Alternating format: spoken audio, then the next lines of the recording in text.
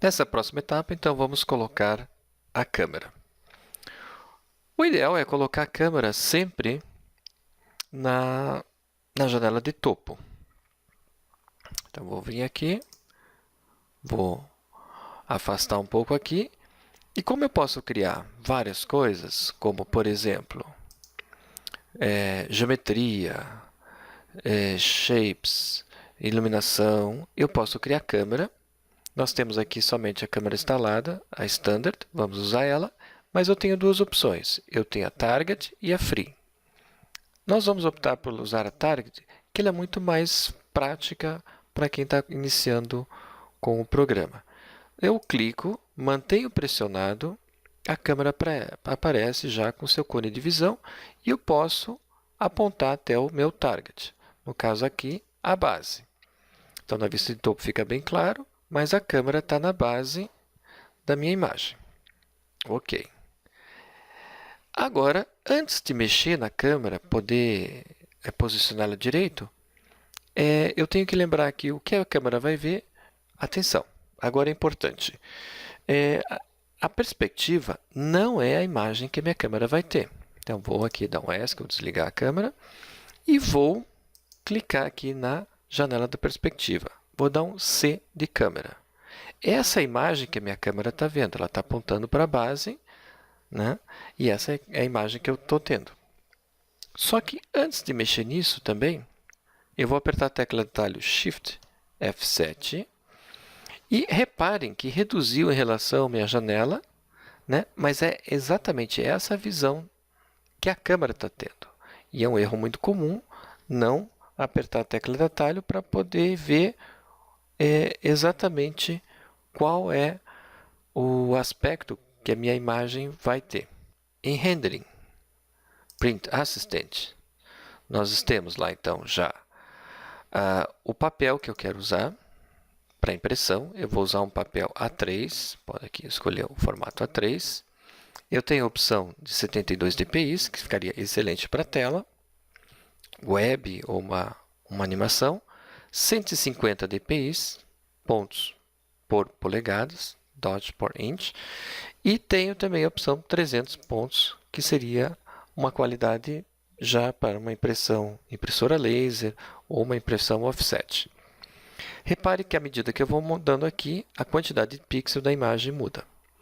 A gente vai fixar em 150, uma impressão para plotter, uma coisa mais simples, deu 2.480 pixels, né? É o suficiente para a gente ter uma boa imagem aqui. Porém, estando aqui, eu já vou apertar o Render Setup. No Render Setup aqui, para mim é importante, então, o aspecto da imagem.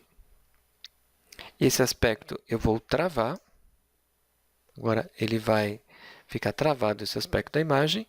E eu posso reduzir aqui, só para efeito de trabalhar e otimizar a máquina, de 2.400 pixels, eu posso reduzir para 1.200, né?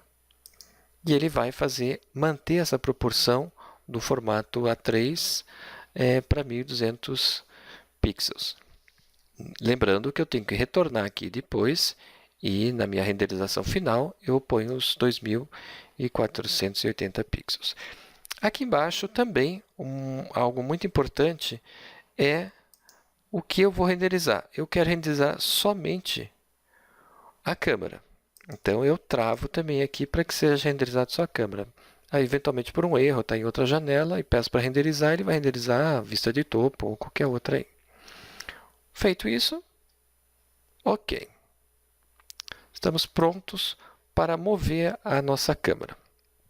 Aqui embaixo eu tenho a opção Truck, onde eu posso mexer a câmera. Eu tenho Orbit e tenho também o Dolly. Vamos começar primeiro pelo Truck. Truck eu posso mexer livremente aqui a câmera, né? Aí eu tenho aqui a opção do Orbit.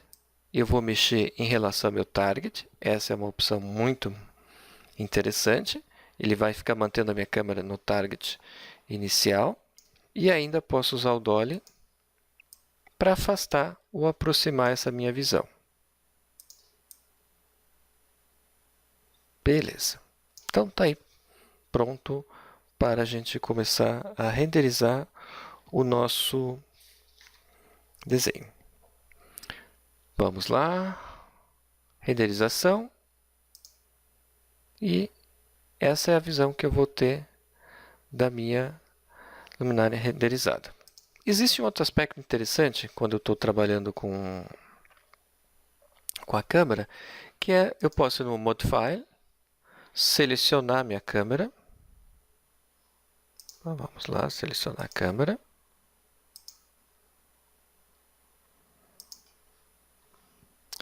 E no Modify aqui, da câmera, eu tenho várias opções. Eu tenho a opção de uma lente 15 mm, que é uma lente grande angular, ela tem uma deformação, a gente pode ver aqui pela própria malha, né, o tamanho da deformação. Uma 20 mm também tem uma deformação extremamente grande, 24, 18, 35.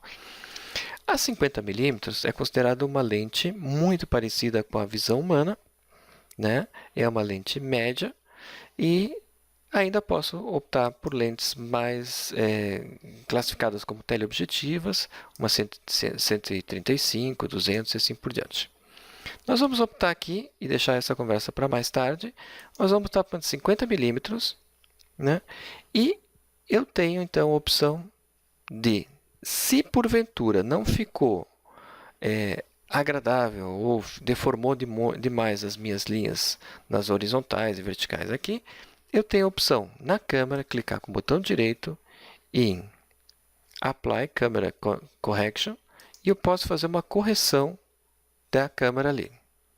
É bem sutil, mas foi feito.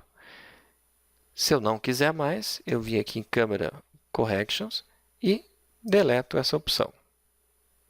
Ok? Vamos ver lá antes e depois a correção da lente ali. Então, está tudo pronto. Podemos fazer a nossa renderização e ver qual o resultado que nós temos aqui. Está aí o nosso resultado.